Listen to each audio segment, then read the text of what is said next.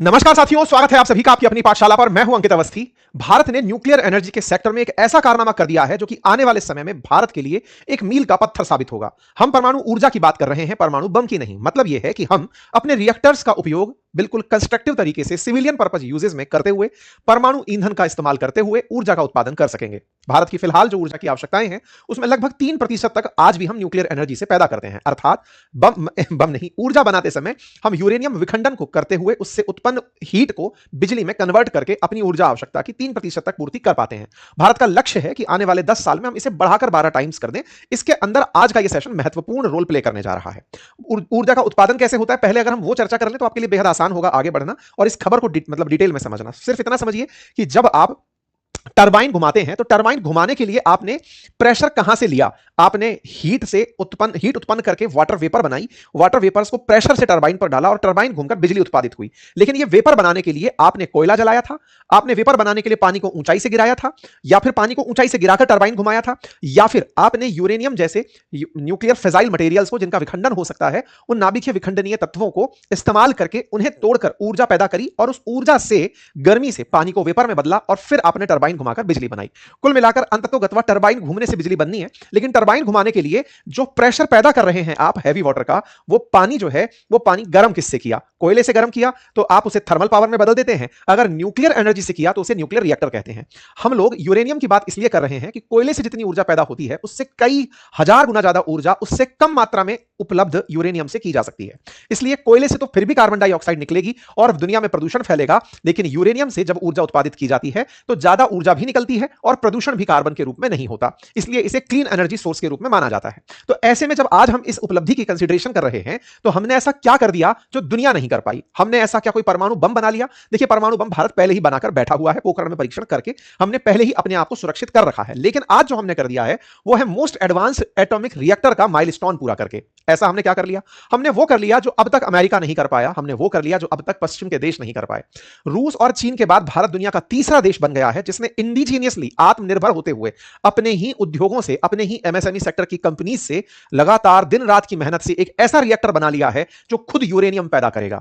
हमने जब कहा कि इस तरह से रिएक्टर्स के अंदर यूरेनियम की ऊर्जा आवश्यक होती है तो हमने यूरेनियम अब खदानों से नहीं, हमारे पास उपलब्ध थोरियम के जो भंडार है मोनाजाइट सॉइल के अंदर, उसका उपयोग करके हम खुद का यूरेनियम बना पाएंगे और उस यूरेनियम से बिजली उत्पादित कर पाएंगे। यह प्रक्रिया हमने आत्मनिर्भरता के साथ करके दुनिया के लिए एक बड़ा कीर्तिमान स्थापित कर दिया है और यह भारत की एक बड़ी उपलब्धि है। दुनिया भर में इसे सराहना मिल रही है। अब इस पूरी बात को हम डिटेल में समझने का प्रयास करते हैं, लेकिन उससे आगे इस रविवार शाम 5 बजे एक वेबिनार है। अगर आप उसे ज्वाइन करना चाहते हैं तो लिंक कमेंट बॉक्स में पिन है, जहां मैं आपको एक डिटेल में वेबसाइट बनाना सिखाऊंगा। फ्री ऑफ कॉस्ट है, वाइब कोडिंग से हम लोग इसे सीखेंगे। अगर आप इसे करना चाहते हैं तो लिंक कमेंट बॉक्स में पिन है। चैनल पर नए हैं तो सब्सक्राइब कर लीजिए और आगे बढ़िए।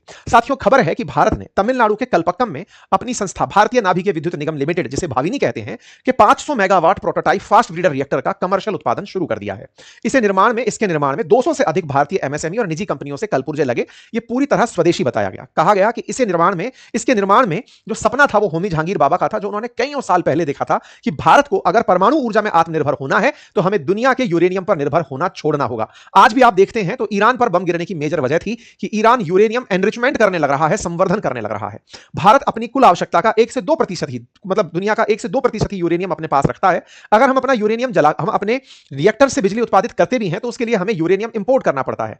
ऐसे में यदि हम अपने यहां पर यूरेनियम बनाने लग जाएं, जो कि प्राकृतिक रूप से मिलने वाला तत्व है, हमारे पास यूरेनियम की खदानें हैं नहीं, लेकिन हम उन खदानों की जगह हमारे पास उपलब्ध थोरियम से अगर यूरेनियम बनाने लग जाएं तो यह भारत के लिए एक बड़ी उपलब्धि होगा। यह सपना कभी होमी जहांगीर भाभा ने देखा था। अब यह कैसे संभव है किसी तत्व का दूसरे तत्व में बदलना? इसके लिए कुछ नाभिकीय अभिक्रियाएं हैं जो मैं आपको आगे चल के दिखाऊंगा, लेकिन उससे पहले आप इस बात के महत्व को इससे समझिए कि प्रधानमंत्री ने इस बात को जब लिखा तो यह कहा कि इंडिजीनियसली डिजाइंड और प्रोटोटाइप हमने तत्व तैयार किया है जो फास्ट ब्रीडर रिएक्टर का है। ब्रीडर का मतलब है कि यह ब्रीड कर रहा है, बना रहा है, पैदा कर रहा है। अब ऐसा रिएक्टर जो खुद से, मतलब आप जितना ईंधन दे रहे हो उससे ज्यादा ईंधन खुद बना के दे रहा है, इसीलिए इसे ब्रीडर रिएक्टर कहा जाता है और हमने इसे अटेन किया है। और इस काम को करके हमने आने वाले समय में अपने थोरियम भंडारों को तीसरे स्टेज के लिए उपयोग में लेने का रास्ता खोल दिया है। अब इनकी जो कही हुई बातें हैं उन्हें समझने के लिए आपको थोड़ा सा हमारे साथ केमिस्ट्री डिस्कस करनी होगी। आसान भाषा में हम उसे समझेंगे। क्लास 10 से पहले की ही केमिस्ट्री है जो हम आपके साथ डिस्कस करेंगे। लेकिन हाँ, ये जान लीजिए, जिस थोरियम के लिए हम खुश हो रहे हैं उसका 25%, दुनिया का 25% भंडार भारत में है और इसीलिए वो हमारे लिए एक बड़ी चीज है। थोरियम जो एक रेडियो एक्टिव तत्व है जिसका परमाणु क्रमांक 90 है, वो चूंकि भारत में दुनिया का 25% मिलता है, तो होमी जहांगीर भाभा का यह सपना था कि अगर भारत न्यूक्लियर रिएक्टर्स में थोरियम यूज करना शुरू कर दे तो हमें यूरेनियम पर निर्भर नहीं रहना पड़ेगा। पड़ेगा। लेकिन थोरियम डायरेक्ट यूज हो नहीं सकता, इसीलिए उसे कन्वर्ट करना था यूरेनियम के अंदर। उसकी प्रक्रिया उन्होंने सुझाई थी, उसके अलग अलग स्टेजेस बताए थे। उन स्टेजेस को अब हम एक एक करके समझने का प्रयास करते हैं। साथियों, फिलहाल जो दुनिया में स्थित रिएक्टर्स हैं वो प्रेशराइज्ड हैवी वाटर रिएक्टर्स हैं। उनमें होता यह है कि जो यूरेनियम प्राकृतिक रूप से मिलता है उसे फ्यूल के रूप में इस्तेमाल किया जाता है बिजली उत्पादित करने के लिए। फ्यूल के रूप में उत्पादित करने के लिए मतलब यह है कि उसी यूरेनियम को बंबार्डमेंट किया जाता है, गोली नहीं चलाई जाती, उसके ऊपर इलेक्ट्रॉन, प्रोटॉन, न्यूट्रॉन टाइप के जो भी रेडियो एक्टिव तत्व हैं या भी जो भी इस तरह के रेडियोधर्मी सब्सटेंसेस हैं उनकी बारिश उस पर कराई जाती है और उस वजह से प्लूटोनियम का उत्पादन होता है। इसको आसान भाषा में समझने के लिए यह समझिए कि यह एक रिएक्टर वेसल है और इस रिएक्टर वेसल के अंदर कंट्रोल्ड तरीके से नाभिकीय अभिक्रिया कराने के लिए यूरेनियम पर न्यूट्रॉन की बारिश की जाती है। जब न्यूट्रॉन की बारिश होती है और वो यूरेनियम टूटने लगता है तो उससे ऊर्जा उत्पादित होती है, हीट उत्पादित होती है। उस हीट को पानी के साथ लपेटा जाता है, उस हीट के रॉड को पानी में डाल दिया जाता है, पानी भाप में बदलता है। वो बनी हुई जो भाप है वो टरबाइन को घुमाती है और टरबाइन से जनरेटर घूमता है और बिजली उत्पादित होकर आपको मिल जाती है। लेकिन इस पूरे काम के लिए जरूरी यह है कि रिएक्टर के अंदर यूरेनियम सही से कंट्रोल्ड वे में फटे। अगर वो अनकंट्रोल्ड हो जाएगा तो वो नाभिकीय बम बन जाएगा या कोई बहुत बड़ी प्राकृतिक आपदा आ जाएगी। इस प्रकार की पूरी प्रक्रिया में पानी को भाप बनाकर टरबाइन घुमाने की जो प्रक्रिया है जिससे बिजली बनती है, इसमें सारा दारोमदार यूरेनियम पर टिका रहता है। लेकिन यूरेनियम पर कौन सी नाभिकीय अभिक्रिया होती है तो उसे यहां समझिए। साथियों, यूरेनियम का एटॉमिक मास और एटॉमिक नंबर, ये दो टर्म है जो आपको समझ में आए। साथियों, यूरेनियम होता है 92 एटॉमिक नंबर। एटॉमिक नंबर क्या है? एटॉमिक नंबर किसी एलिमेंट के अंदर प्रोटॉन की संख्या को कहा जाता है। साथ ही साथ में जब ये ऊपर की तरफ 238 लिखा गया है, ये एटॉमिक मास है और इस एटॉमिक मास का मतलब होता है प्रोटॉन प्लस न्यूट्रॉन का नंबर। ये बहुत क्लास 10th से पहले पढ़े जाने वाली बेसिक केमिस्ट्री है। 92 अगर यहां पर लिखा गया है, इसका मतलब यहां पर हमें प्रोटॉन का नंबर पता है, दैट इज 92। इसके बाद जो बचा रह गया दैट इज 238 माइनस 92, ये जो नंबर निकल कर आएगा ये न्यूट्रॉन का होगा। बस ये बात आपको समझनी होगी। तो ये 238 अगर आपने लिखा है तो इस पर 146 न्यूट्रॉन उपस्थित होंगे, ये आपको समझनी है। ये जो 146 न्यूट्रॉन प्लस 92 प्रोटॉन वाला यूरेनियम है, इस पर अगर एक और न्यूट्रॉन डाल दिया जाए तो ये यूरेनियम 239 में बदल जाता है। ये यूरेनियम 239 जो बना है ये नाभिकीय अभिक्रियाओं में उपयोगी होगा। कैसे? इसके पास से आगे चल करके बीटा डिके करा दिया जाएगा। अब ये क्या कहानी है, इसको आसान रूप से हम ऐसे समझ लेते हैं मेरे प्यारे साथियों। किसी एटम के अंदर 3 मेजर पार्टिकल्स इलेक्ट्रॉन, प्रोटॉन और न्यूट्रॉन पाए जाते हैं। प्रोटॉन का मतलब पॉजिटिव पार्ट है, न्यूट्रॉन का मतलब कोई चार्ज नहीं है। न्यूट्रॉन को प्रोटॉन में बदला जा सकता है। इसको बदलने के लिए इसमें से बीटा डिके कराना होता है। अगर बीटा इससे बाहर निकलता है तो ये प्रोटॉन में बदल जाता है। न्यूट्रॉन को समझिए कि इसमें प्लस और माइनस बराबर है, इसलिए ये न्यूट्रॉन है। प्रोटॉन पर पॉजिटिव चार्ज है, अगर न्यूट्रॉन से बीटा निकल गया तो ये प्रोटॉन में बदलता है। मेरे प्यारे साथियों, इलेक्ट्रॉन को कहीं पर बेचारे को काउंट नहीं किया जाता। माना जाता है जितने प्रोटॉन है उतने इलेक्ट्रॉन एटम के पास प्रेजेंट होंगे तभी वो न्यूट्रल है। न्यूट्रॉन को प्रोटॉन में बदलने के लिए बीटा डिके नाम की एक एक्सरसाइज लगती है। ये सुनने में तो आसान है, लेकिन ऐसा होते ही एलिमेंट का एटॉमिक नंबर बदल जाता है। उदाहरण के लिए, अगर मैंने यूरेनियम 238 लिखा, इसमें न्यूट्रॉन जुड़ा तो एटॉमिक नंबर पर कोई फर्क नहीं पड़ा। एटॉमिक नंबर असल मायने में प्रोटॉन की ही संख्या होती है। अगर यहां पर न्यूट्रॉन को इलेक्ट्रॉन बाहर निकालने के लिए कह दिया जाए, अब समझिएगा, ये जो यूरेनियम है इसके पास में 92 नंबर का 92 नंबर यूरेनियम है, एटॉमिक नंबर है। 239 यहां पर एक न्यूट्रॉन है।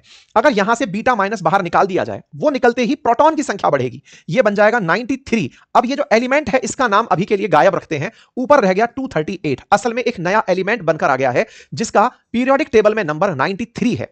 अगर मैं इस एलिमेंट से एक और बीटा माइनस बाहर निकाल दूं, यानी बीटा डिके कर दूं, तो ऐसे में ये 238 जो यहां लिखा है इसमें से न्यूट्रॉन की संख्या घटेगी, प्रोटॉन पैदा होगा और ये 93 बदल जाएगा 94 में। फिर से ये एलिमेंट को अभी हम गायब रखते हैं और इसे 237 लिख देते हैं। अर्थात यूरेनियम से आपने एक तत्व पैदा कर दिया है, यहां पर भी एक बीटा डिके करके तत्व पैदा कर दिया है। मेरे प्यारे साथियों, ये जो पूरी प्रक्रिया आप देख रहे हैं, ये रिएक्टर्स के अंदर फर्स्ट स्टेज पर चलने वाली रिएक्टर स्कीम है, जिसके अंदर पहली बार जब आप यूरेनियम 239 से आप एक बीटा डिके करते हैं तो ये जो 93 है ये एलिमेंट असल मायने में नेपच्यूनियम है। ये जो मैं यहां पर गायब लिख रहा था ये असल में नेपच्यूनियम नामक एक एलिमेंट है, जैसे यूरेनियम एक एलिमेंट है।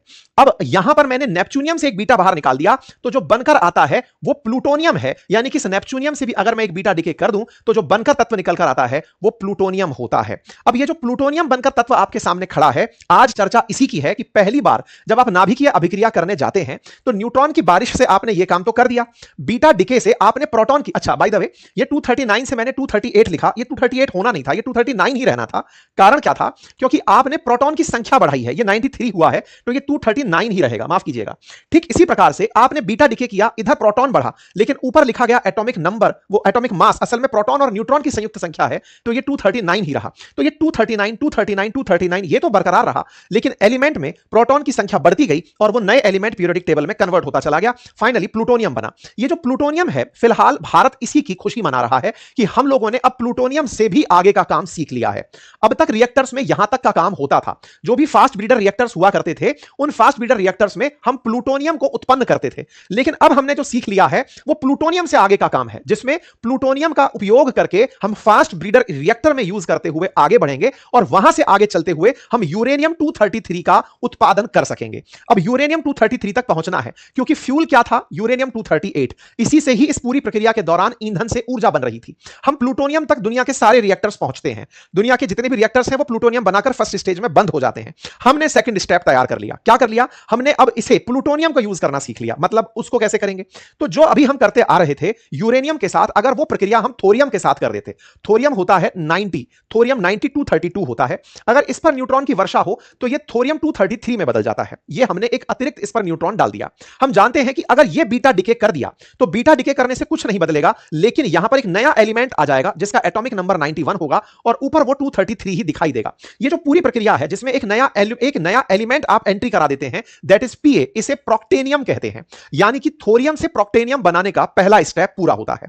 प्रोक्टेनियम जब आपके पास बनकर आया, इस प्रोक्टेनियम का इस्तेमाल करके फिर से इसमें से बीटा डिके करा दिया जाए तो यूरेनियम 233 बनता है, क्योंकि 91 ये रहा। ऊपर उपस्थित जितने भी न्यूट्रॉन थे, न्यूट्रॉन पहले 142 थे, उन 142 को 141 में पहुंचाया गया, तो जो 91 प्रोटॉन थे वो बदल करके 92 में चले गए और 92 प्रोटॉन की संख्या यूरेनियम की होती है। यानी कि प्रोक्टेनियम से हमने यूरेनियम बनाने की कला सीख ली है। इस पूरी प्रक्रिया के अंदर शुरुआती जो न्यूट्रॉन वर्षा है वो कराने के लिए प्लूटोनियम की आवश्यकता होती है। तो अब आप इधर देखिए, हमने शुरुआती अभिक्रिया जहां तक दुनिया करती थी वो ये थी, जिसमें हम यूरेनियम को यूरेनियम 239 में बदलते थे, फिर नेपच्यूनियम में बदलते थे, नेपच्यूनियम को प्लूटोनियम में बदलते थे।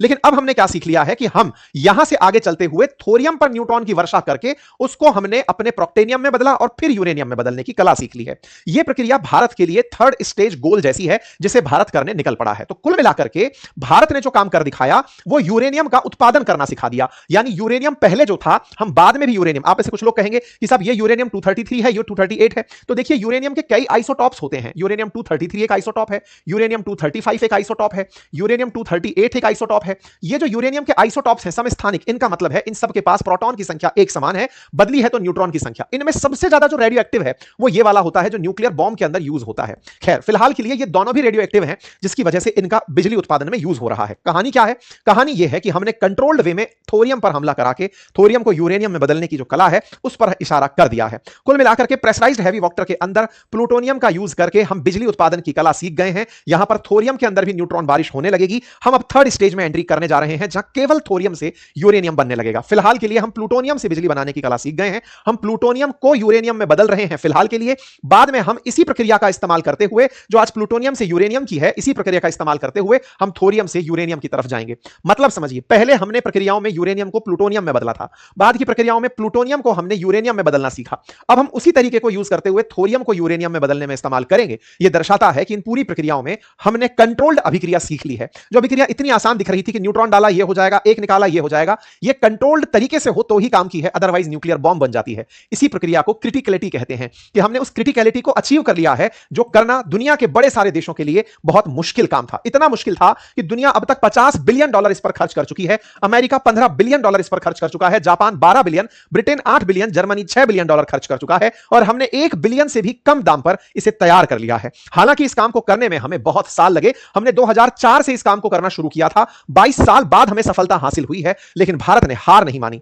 इसके पीछे का एक बड़ा कारण था, भारत के हार ना मानने का बड़ा कारण यह था कि अगर हम यूरेनियम आधारित बिजली उत्पादित करते रहे तो हम फिर से दुनिया पर निर्भर रहेंगे। अगर हम थोरियम को यूरेनियम में बदलना सीख गए तो यह हमारे लिए एक बड़ी बात होगी, क्योंकि हमारे पास दुनिया का 25% थोरियम है। हमारे पास 1 से 2% यूरेनियम है, लेकिन 25% हमारे पास थोरियम है। अगर हम उसे यूज करना सीख गए तो हम दुनिया में बिजली के मामले में थोरियम आधारित बिजली उत्पादन पर आत्मनिर्भर होंगे। भारत ने पेशेंस के साथ इस काम को किया। ये पिछले साल की तस्वीरें हैं जब इसकी प्रोटोटाइप का उद्घाटन हो रहा था, काम हो रहे थे और फाइनली भारत ने यह कारनामा कर दिखाया है। इस कारनामे का उपयोग होने में अभी हो सकता है कुछ साल और लगे। फिलहाल के लिए 500 मेगावाट का हमने एक एक प्रोटोटाइप तैयार करके, एक नमूना तैयार करके चलाना सिखा दिया है कि ऐसे ऐसे काम होता है। तमिलनाडु के कलपक्कम में भाविनी के द्वारा यह कार्य किया गया, जो भारत के ही परमाणु ऊर्जा विभाग के अधीन है। और इस रिएक्टर से अब आने वाले समय में दुनिया को बड़ी उम्मीदें होंगी कि भारत ने इंडिजीनियसली यह तकनीकी कैसे विकसित कर ली। हमारी इस तकनीकी से न केवल हम ऊर्जा आपूर्ति करेंगे बल्कि आत्मनिर्भर रहेंगे, क्योंकि थोरियम हमारा अपना है। हम इस बात को करके दुनिया के बहुत से देशों को भारतीय तकनीकी का लोहा मनवा चुके हैं। आप जानते हैं कि आज अमेरिका ने ईरान पर जब हमले किए तो कारण बताया कि आप यूरेनियम एनरिच कर रहे हैं बम बनाने के लिए। सोचिए, हमने 22 साल में वो काम किया जिसमें हम प्लूटोनियम को यूरेनियम में बदलना, थोरियम को यूरेनियम में बदलने की कला विकसित कर रहे थे। यह तकनीक कितनी हावी होगी सोचकर देखिए कि आज ईरान, जिसको कहा जा रहा है कि स्टोन एज में पहुंचा दिया जाएगा, वो यूरेनियम एनरिचमेंट के प्रयास कर रहा था। वो काम हम बहुत पहले कर चुके हैं। अब हम वो काम कर दिए हैं जो अमेरिका और ब्रिटेन भी नहीं कर पाए हैं। उसके कारण हो सकते हैं कि साहब उनके पास यूरेनियम का एक्सेस है, हमारे पास जो है हमने उससे उत्पादन सीख लिया है। चाइना और रशिया इस काम को पहले से करके रखे हुए हैं। यही कारण है कि भारत ने इस पूरी खबर को दुनिया को बताया कि हमने कमर्शियली फास्ट ब्रीडर, ब्रीडर का मतलब जो खुद से अपना भोजन पैदा कर ले, हमने एक पूरी तरह से 3 स्टेज न्यूक्लियर रिएक्टर के अंदर सेकंड स्टेज पार कर दिया है। और ऐसा करके हम आने वाले समय में थोरियम का इस्तेमाल कर पाएंगे। भारत ने इस बात को सब जगह बताया और इस बात को जो आईएईए है, इंटरनेशनल एनर्जी एजेंसी, इस जो एटॉमिक एनर्जी पर पूरी तरह से नजर रखती है, उसने भारत को इस बात के लिए कांग्रेचुलेट किया और साथ ही साथ इस बात को बड़ा इंप्रेसिव प्रोग्रेस कंसीडर किया आईएईए के चेयरमैन के द्वारा कि हां, ये बहुत बड़ा कारनामा है। उम्मीद है कि आप लोगों को यह जानकारी समझ में आई हो। अगर आप इसे डिटेल में पढ़ना चाहते हैं तो हमारी वेबसाइट अपनी पाठशाला पर यह कंटेंट पहले से ही 7 अप्रैल को हमने अपलोड कर दिया था, अंग्रेजी में और हिंदी भाषा में, दोनों भाषाओं में आप उसे हमारी वेबसाइट से भी पढ़ सकते हैं। फिलहाल के लिए इतना ही। जानकारी पसंद आई हो तो साथियों से साझा करें, चैनल पर नए हैं तो सब्सक्राइब कर लें और हां, अगर वेबिनार ज्वाइन करना चाहते हैं तो लिंक कमेंट बॉक्स में पिन है। धन्यवाद।